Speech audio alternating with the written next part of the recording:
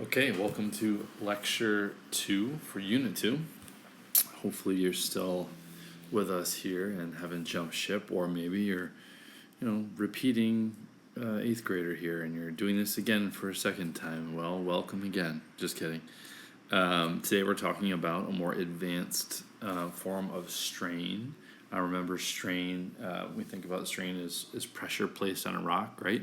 So when we're thinking about the layers of the earth, as the plates move around, they're kind of applying strain on one another. The shifting in the plates can release strain. So we're kind of talking today about a little more advanced form of that. I do want to warn you before I get much further. My newborn daughter, Mary Lou, is in the room here, and I'm rolling the dice and trying to record this with her here. So if you hear her, that's just my daughter.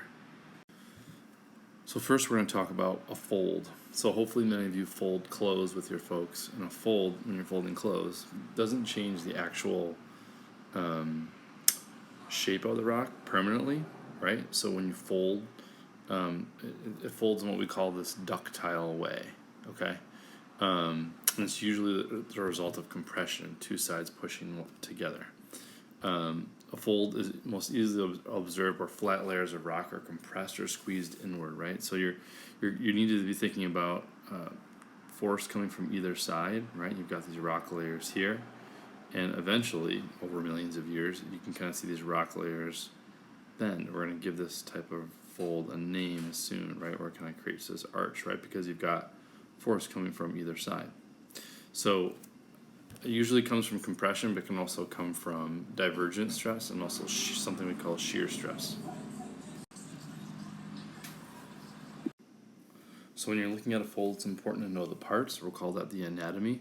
All right, so there are limbs on either side. If you take a piece of paper right now and hold it in your hands, we're going to do this in class. Either side of that piece of paper that you're holding with your two fingers, those are called the limbs, right? So when you bend that piece of paper, kind of form an arch with it, you create something like that, right? So you're holding one side here, you're holding one side there. Those are called the limbs of the fold. All right, so that place where the fold is divided in half is called the hinge. It's where the limbs meet at the bend, all right? And if you have a perfect symmetrical fold, it forms something called an axial plane, which is just something that a geologist might use to identify a certain type of fold. Not super important for us to understand here. There's a few types of folds.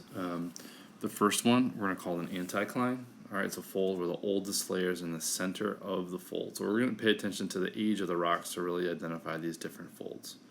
They're usually arch shaped. Okay, so we're going to, as we'll see later, you often might find these on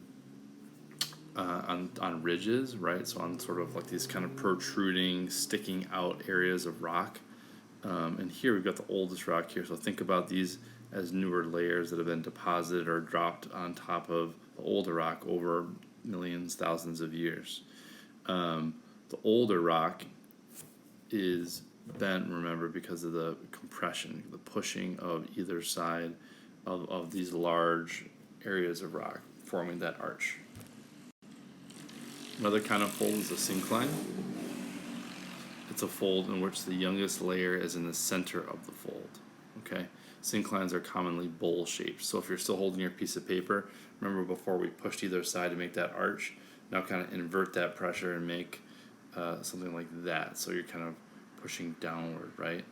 And here you've got younger rock here, so it's younger in the center, and it's older down below. It's kind of like a bowl that's been filled in with newer rock over the years, where the older rock is down here. Okay. A third kind of fold is a monocline.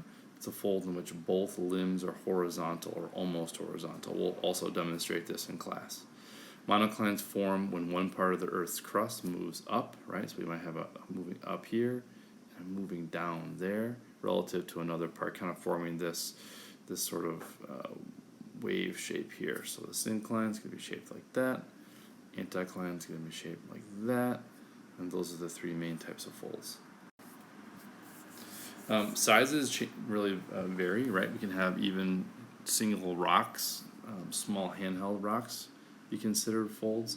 Others can be thousands of square kilometers, right? Only be seen from the air. So we're talking huge areas of rock.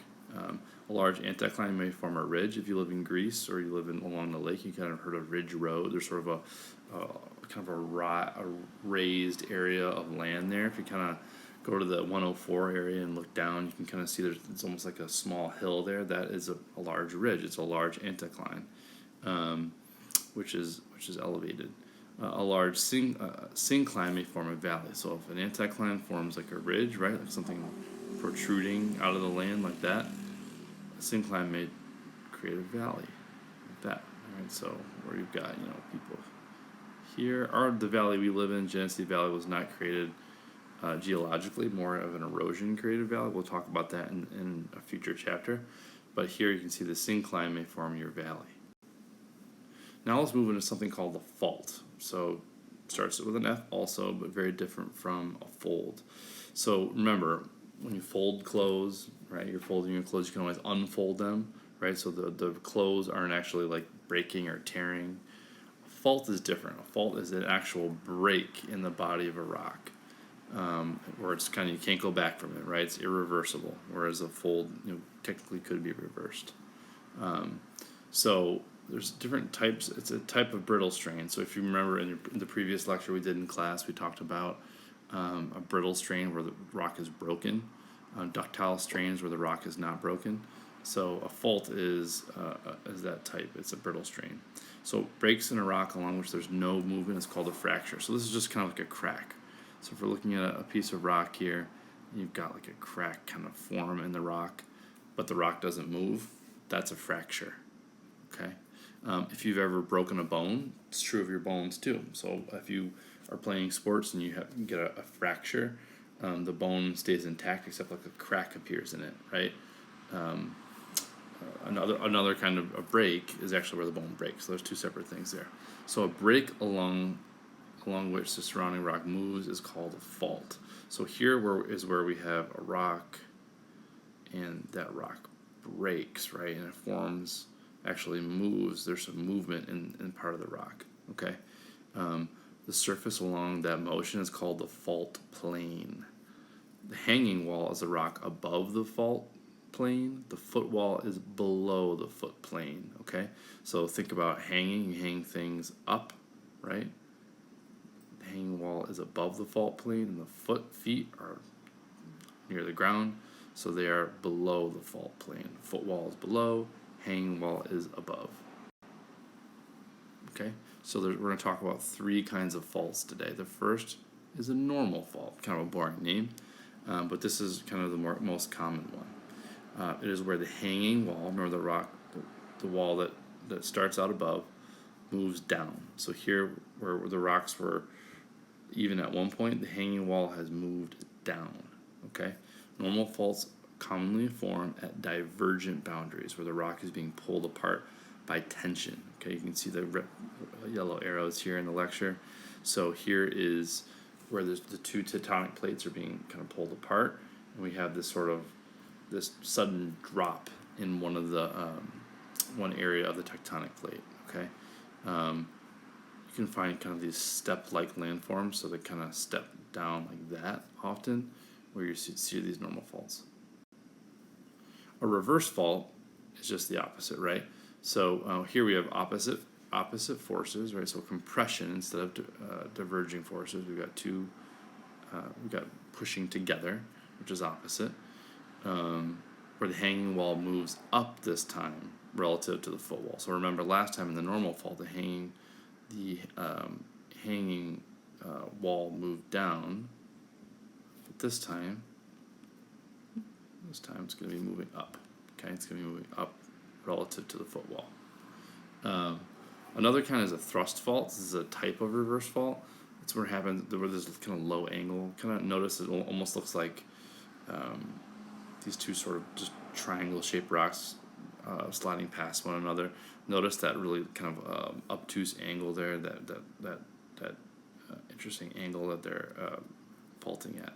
So you usually find both of these reverse faults at really steep mountain ranges. So if you've ever visited the Rocky Mountains in Colorado or the Alps in Europe, they're really steep mountains, right? So you're walking along and all of a sudden, whoa, you have this really large, steep mountain. mountain range. That is because we're seeing large amount of rock move up, right? Kind of form that sudden steep incline. So the third type of fault is the strike slip fault. This is where the rock on either side of the fault plane slides horizontally in response to shear stress. So here we're not seeing the hanging wall or footwall go up or down. Nope, not this time. This time they're going kind of past one another. Okay, so it's a horizontal movement. So it is a kind of a passing of almost like two cars passing, right? This happens because it gets their name because they slide or slip parallel to the direction of the length or the strike of the fault. Okay, so these happen at, no coincidence, transform boundaries where two plates slide past one another. All right, so this is an interesting one. You can really kind of visualize it maybe a little bit easier than the other two. Because of the image of two cars kind of passing on the street. Now that would work if these two cars were kind of pressing one against one another with incredible force, and they kind of slip suddenly. Okay, it's not like a gradual movement where one passes another slowly. This is sort of a big sudden movement.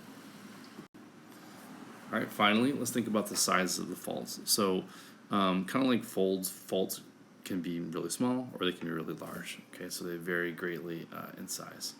Some faults only affect a few rocks, but other faults are huge, right? So here we're looking at a picture of California. So if you've noticed, that red line there is the San Andreas Fault. Pretty famous, kind of made its way into some video game names and popular movies starring a rock, I believe.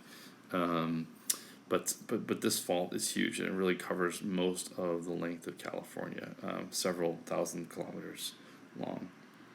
And this fault, if it does, have a major seismic event, you guys can see here where this might result in a strike slip fault here. You guys can notice the directions of the two plates are kind of going parallel to one another.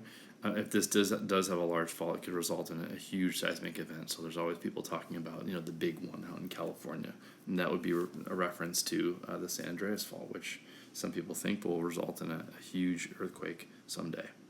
And earthquakes is the topic of the next lecture, which we'll see in your next video. Hope you enjoyed this, and if you have a question about anything I said, please make sure you ask a question at the beginning of class.